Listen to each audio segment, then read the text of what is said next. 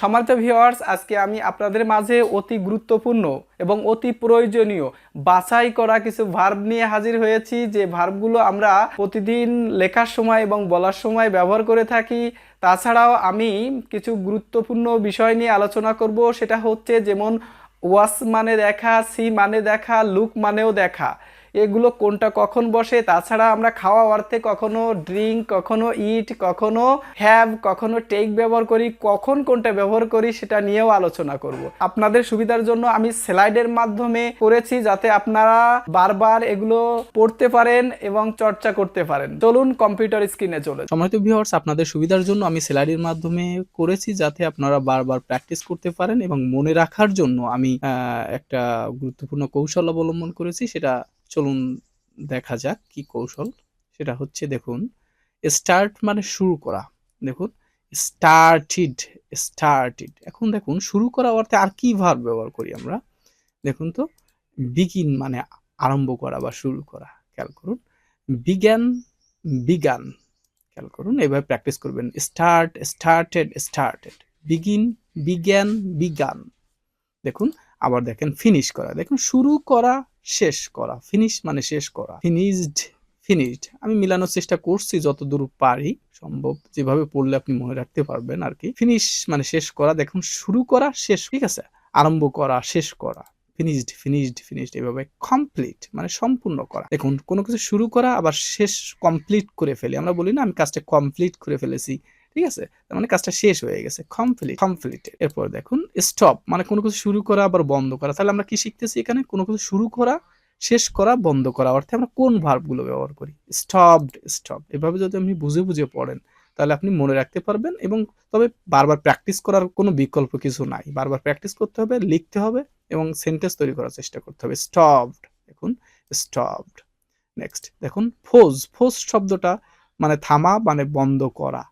কোনো কিছু আমরা চালাতে চালাতে আবার দেখা যাচ্ছে কিছু সময় বন্ধ রাখতে চাই, মানে করতে চাই একটু ফোর্স করে রাখা, সাময়িক বন্ধ রাখা বা বন্ধ ফোর্সড করা। খেয়াল করুন, ফোর্স, ফোর্সড, ফোর্স। তাহলে আমরা কি শিখলাম? শুরু করা, শেষ করা, বন্ধ করা অর্থে আমরা কোন ভার্বগুলো ব্যবহার করি। দেখতে থাকুন, দেখুন, অনেক ভালো কিছু জানতে পারবেন।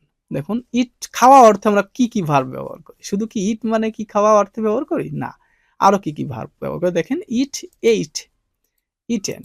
এরপরে খেয়াল করুন, আমরা ড্রিঙ্ক ব্যবহার করি কখন? যখন, দেখুন, এই ইট কখন ব্যবহার করি? যখন যে জিনিসটা আমরা চিবিয়ে খাই সেই ক্ষেত্রে আমরা ইট। আর ড্রিঙ্ক কখন?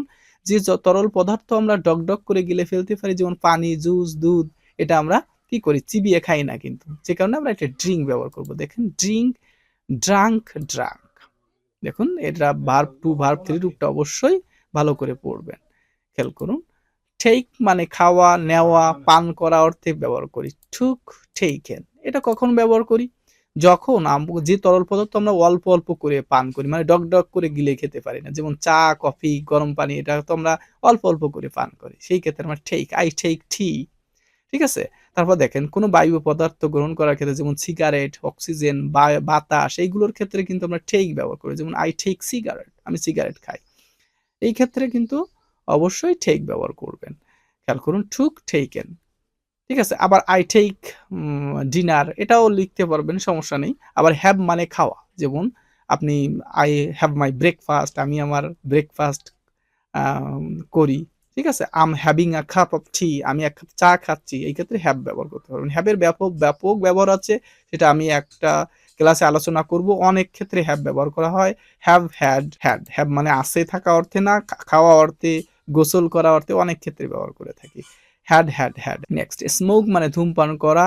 Smoked, smoked. নেক্সট খেয়াল করুন, ফিড মানে খাওয়ানো। Fed, fed. তার মানে আমরা কি শিখলাম? খাওয়া ইংরেজি কি? Eat, drink, take, have. Smoke এর ক্ষেত্রে ব্যবহার করি, কিন্তু খাওয়ানো ইংরেজি কি? ফিড মানে খাওয়ানো। যেমন ইট মানে নিজে খাওয়া, ইট মানে নিজে খাওয়া, আর ফিড মানে অন্যকে খাওয়ানো। আই ফিড মাই বেবি, আমি আমার বাচ্চাকে খাওয়াই। দেখেন, কাউকে খাওয়ানোর ক্ষেত্রে আমরা ফিড ব্যবহার করব।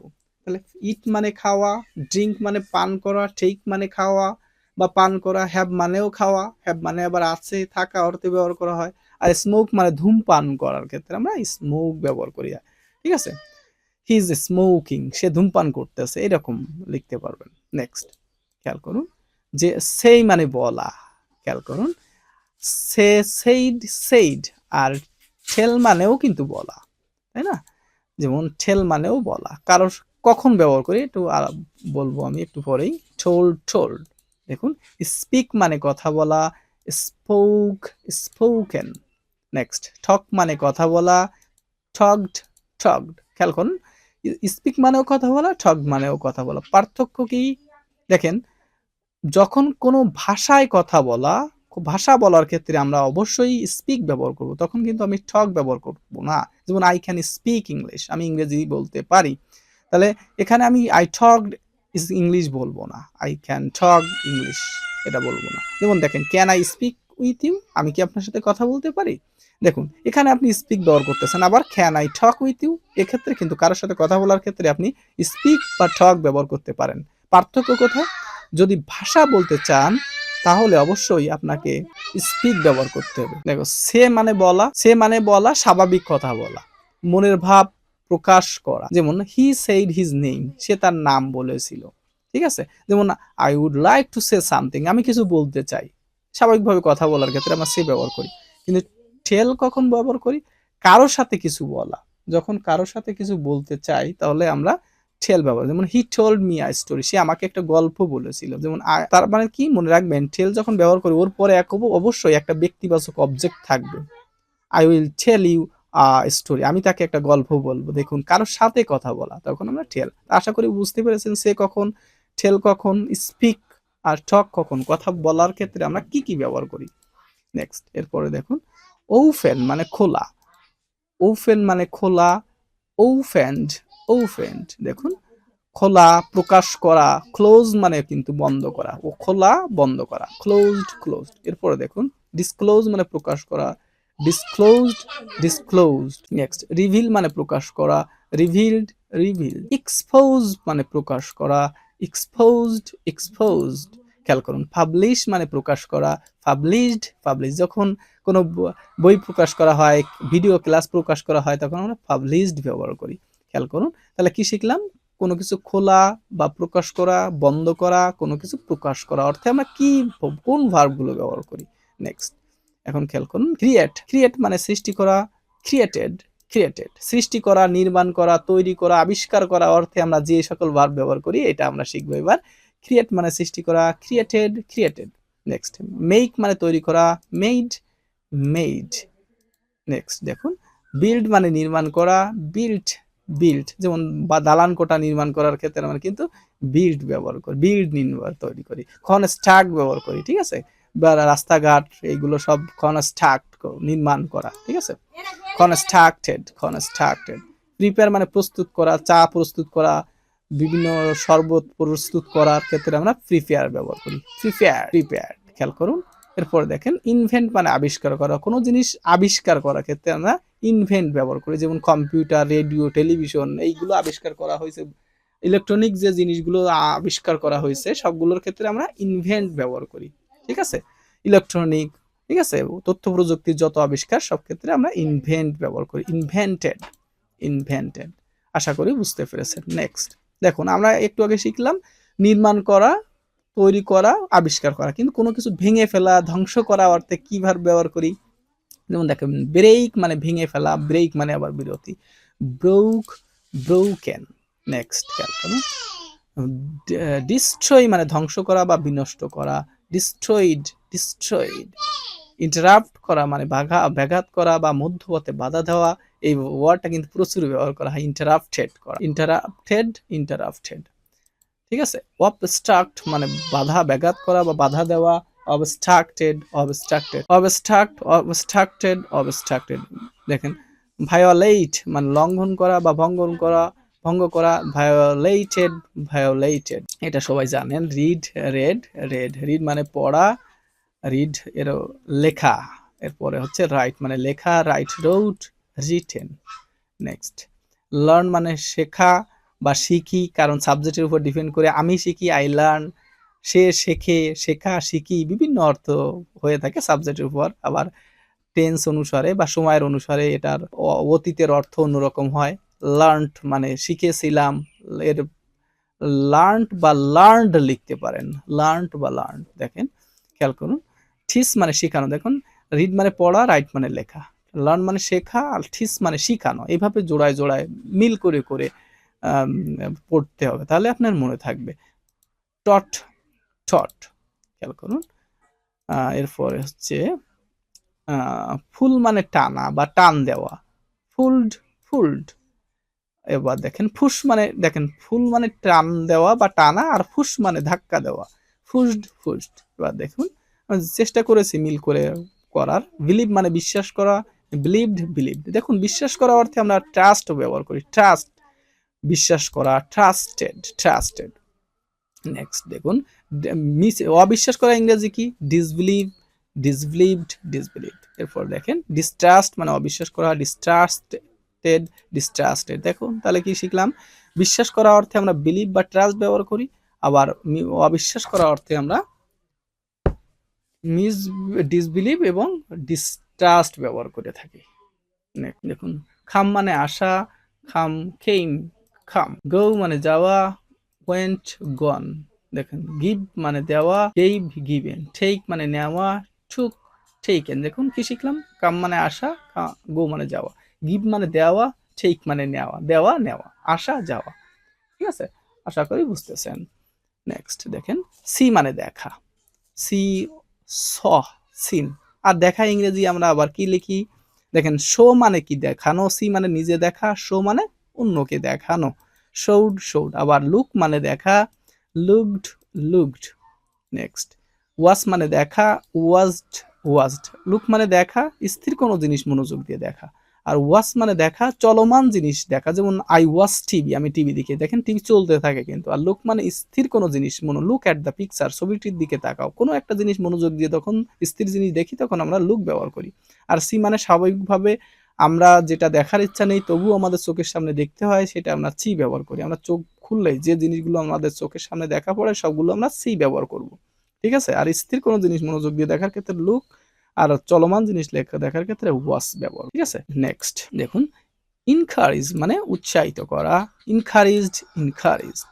নেক্সট এনজয় মানে উপভোগ করা, এনজয়েড, এনজয়েড। ইনশিওর মানে নিশ্চিত, নিশ্চিত করা, ইনশিওরড, ইনশিওরড। এস্টাবলিশ মানে প্রতিষ্ঠা করা, এস্টাবলিশড, এস্টাবলিশড। এডুকেট মানে শিক্ষা দেওয়া, এডুকেটেড, এডুকেটেড।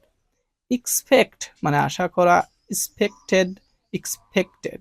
দেখুন সবগুলো মিলাতে পারিনি, যেগুলো মিলাতে পারছি সেগুলো আমি আলাদা করে ফেলেছি, এক্সপেক্টেড। নেক্সট রিমেম্বার মানে স্মরণ করা, আবার এই দুটো ফ্রেজ ভালো অনেক ব্যবহার করে থাকি। Keep in mind, bear in mind মানে মনে রাখা বা স্মরণে রাখা, রিমেম্বার্ড, রিমেম্বার্ড। নেক্সট রিমাইন্ড মানে মনে করিয়ে দেওয়া, রিমেম্বার মানে স্মরণ করা, আর রিমাইন্ড মানে মনে করিয়ে দেওয়া, রিমাইন্ডেড, রিমাইন্ডেড। মেমোরাইজ মানে মুখস্থ করা, মেমোরাইজড, মেমোরাইজড। দেখুন মুখস্থ করা আবার ভুলে যাওয়া, ফরগেট, ফরগট, ফরগটেন। দেখুন নো মানে জানা, knew, known, know, knew, known. Next inform মানে জানানো, ইনফর্মড মানে এখন জানিয়েছিলাম, এর পাস্ট ফর্মটা অতীতের অর্থ দেয়। নো জানা, নিউ, নোন।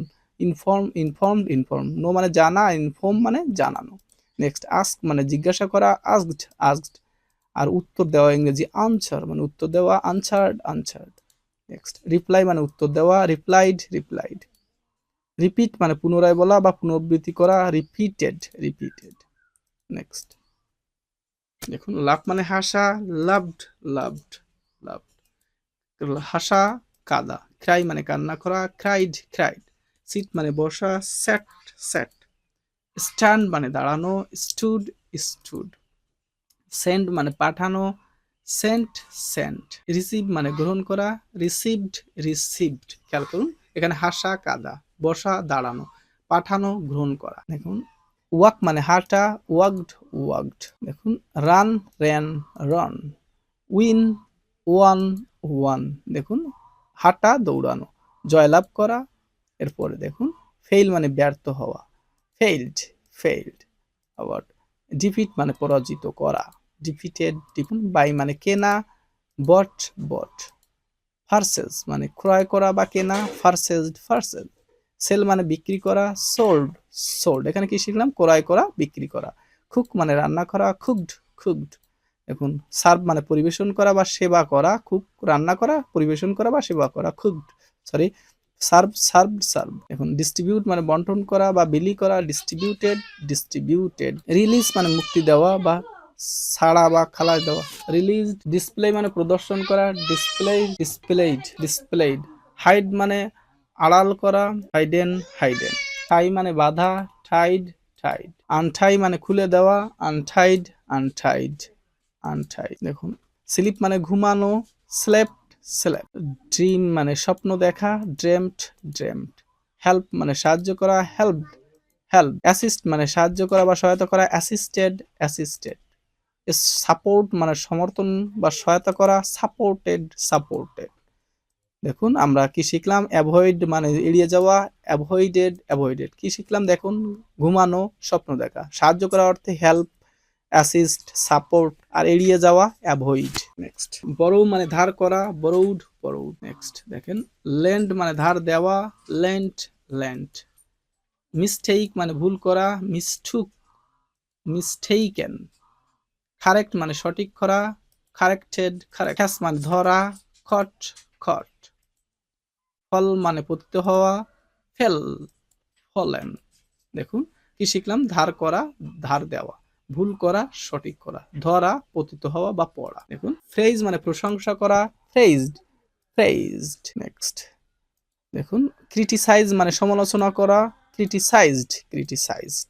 ইনসাল্ট মানে অপমান করা, ইনসাল্টেড ইনসাল্টেড। লাভ লাভড লাভ।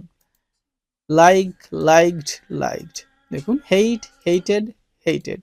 তাহলে এখান থেকে আমরা কি শিখলাম দেখুন, প্রশংসা করা, সমালোচনা করা, অপমান করা, ঘৃণা করা অর্থে আমরা কি ব্যবহার করি দেখুন, ক্রিটিসাইজ, ইনসাল্ট, হেইট। আবার প্রশংসা করা, ভালোবাসা, পছন্দ করা অর্থে লাভ, লাইক, ফ্রেজ, প্রশংসা করা। এভাবে মিল করে করে পড়বেন, আশা করি বুঝতেছেন।